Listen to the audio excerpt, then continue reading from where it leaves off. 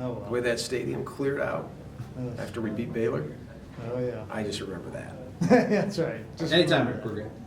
So Mayor, obviously MSU Extension's been working with the city for a number of years on the financial health team. Can you just talk a little bit about that relationship and how you've seen that help you do your job, and maybe then we would talk a little bit about how you'd see the center help the city going forward?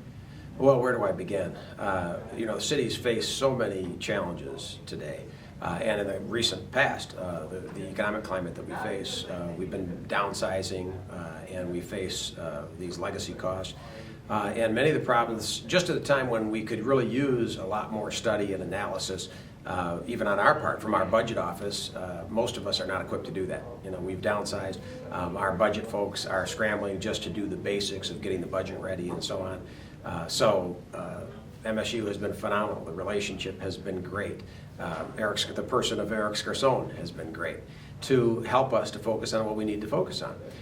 There's an adage about hear no evil, see no evil, or burying your head in the sand. I call it burying your head in the sand. And that's another technique that cities do because there's so much coming at you. It's often like drinking out of a fire hose when you become mayor or you get elected to city council, trying to deal with all of the myriad of problems that cities face.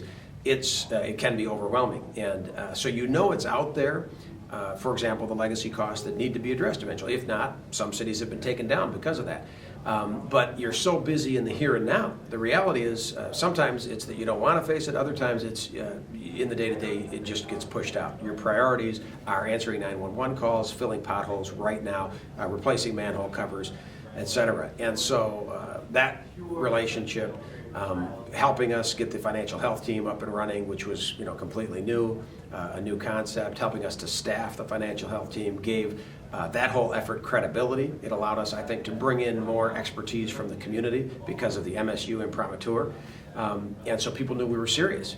And so we certainly did rely on Eric's leadership and expertise, but it also allowed us to draw kind of indigenous, homegrown expertise here and get buy-in toward the city's issues.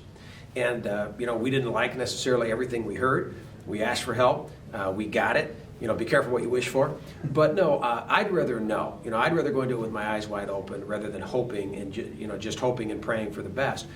We do the right thing, of course. We try to do the right thing, but sometimes that's just not enough because of the great challenges that we face. So we really need to get the outside help that thankfully has been available to us. So it's been a world of difference. I think it helped us to resolve political differences. Sometimes you get skirmishes between the administration and city council members. Sometimes it's parties. In our case, we don't have political parties at the local level, but you get differences of opinions about, is this really serious? Is this an issue we need to focus on right now? And so I think, again, that MSU imprimatur really helped take some of the politics right out of the room and say, this is real, we need to focus on it, and then get down to brass tacks about what are the solutions.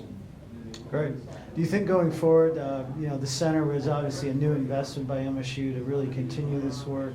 Do you see for the future now the city can work with the center and hope to see some new solutions going forward? I can't wait to see what comes of this. I feel that we were in kind of a special position because, I think in part because of our proximity and the relationships that we were able to forge. I think for us, it'll only get better, but I feel we were on our way because, again, I feel we were in a somewhat favored position being so close here in the orbit of the university. But I think what it portends for cities around the state, I am really appreciative as a mayor, not just the mayor of Lansing, but as a local leader and somebody that cares about the state, that other cities and townships and municipalities will have this opportunity, will kind of have this lifeline. That if they want to dig in and if they want to get better, if they want to be proactive, they'll have one more avenue to go. And frankly, there aren't a lot of avenues. When you're a local official, you sort of have your local associate, your state association maybe, and sometimes you kind of get warmed over stuff from them, a pamphlet, a brochure. Again, easy to have that put aside, not necessarily very innovative or cutting edge. So I think that it will be a great extra tool I think the governor and the legislature should be excited about it. I mean, they should thank you for it, because there just isn't that there. And just because you get elected, I mean, I remember going to new mayor school in Harvard, at Boston, because if you get a city over 100,000, if you get elected, they take you out there and pay you, and that's a great little kind of a crash course. But for a lot of cities, we need to get beyond the crash course too. Some of them never get that crash course, and then we got to get beyond that and bring people together and say, what are the solutions? So I think this could be a tremendous, tremendous asset.